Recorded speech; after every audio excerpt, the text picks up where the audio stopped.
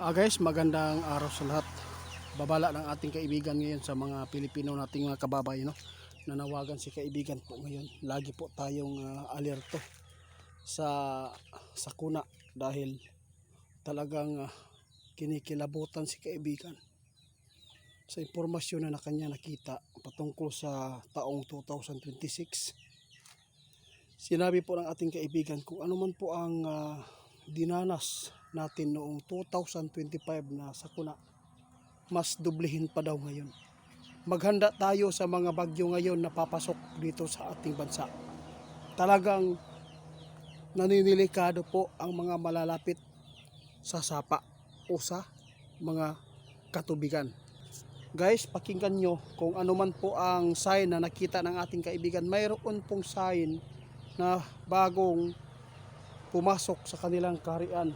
Kaya paalala po sa mga mahihina ang loob, huwag na lang po kayo makinig dito sa impormasyon. Baka po magkaroon pa kayo ng basta, kaibigan.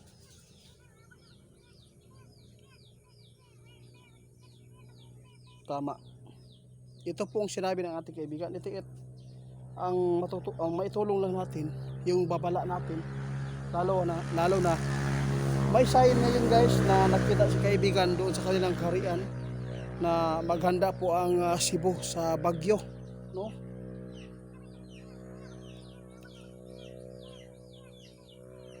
Grabe, oh. Bagyo at lindol, paghandaan po doon sa part ng Cebu mga idol, lalo na dito sa Mindanao. Delikado din po sa malakas na pagyanig ng lindol.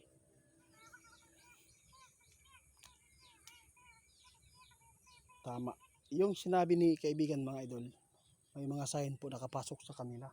Ito po ang mga lugar na dapat po daw mag-ingat, maghanda lagi sa kapahamakan sa bagyo. Dahil yung bagyo mga idol, grabe po ang nasagupa noong 2025. Mas lalo ngayon 2028. Dahil hinulaan na po ito ng ating kaibigan na ito po ang mangyayari.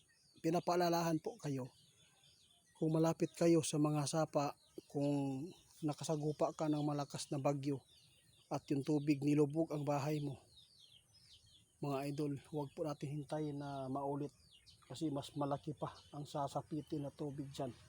Tandaan nyo yan.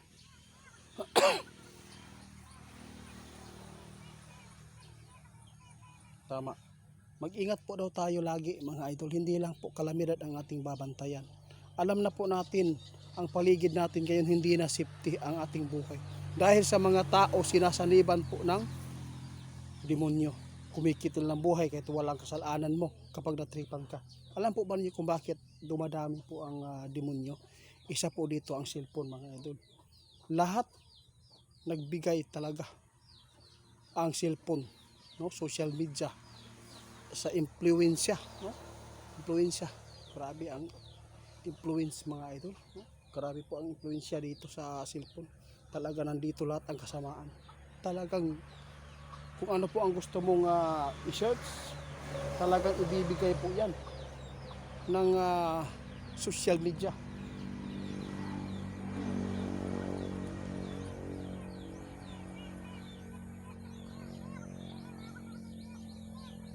Tama ka.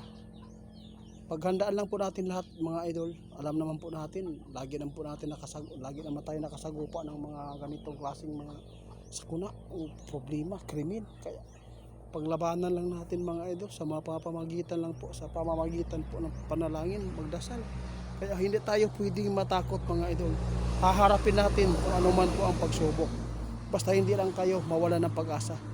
Ang disgrasya, malabanan yan, sabi ng ating kaibigan, sa pamamagitan po ng pag-iingat at paglayo sa mga area na mga delikado ang ating buhay mga idol. Ang ating mga bata, huwag po natin hayaan na pumupunta sa school na walang mga kasama, no?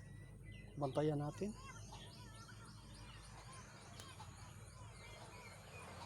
Totoo yan, sabi ni kaibigan, no?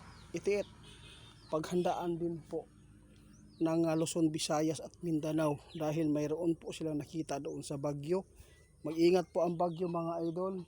talagang nakitaan pa rin kayo ng ating kaibigan na sakuna dyan na ito ay magbibigay po din po ng kapahamakan sa buhay nyo.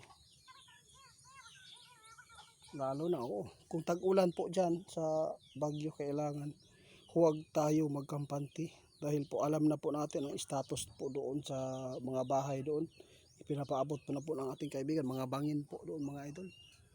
Kaya lagi po natin tandaan, ang ipinapaabot ng ating kaibigan ay hindi po ito masama at hindi po ito nagbigay po ng sama, kundi ito po ay nagbabala para hindi tayo mapasama at hindi tayo mapahamak sa anumang darating na mga sakuna at mga disgrasya. Labanan po natin, hindi tayo magpadala sa problema mga idol. Magandang hapon ninyo, salamat sa malasakit po ninyo, no? Maraming salamat, no? Yung mga lugar na pinapaalalahan namin, ingat po kayo.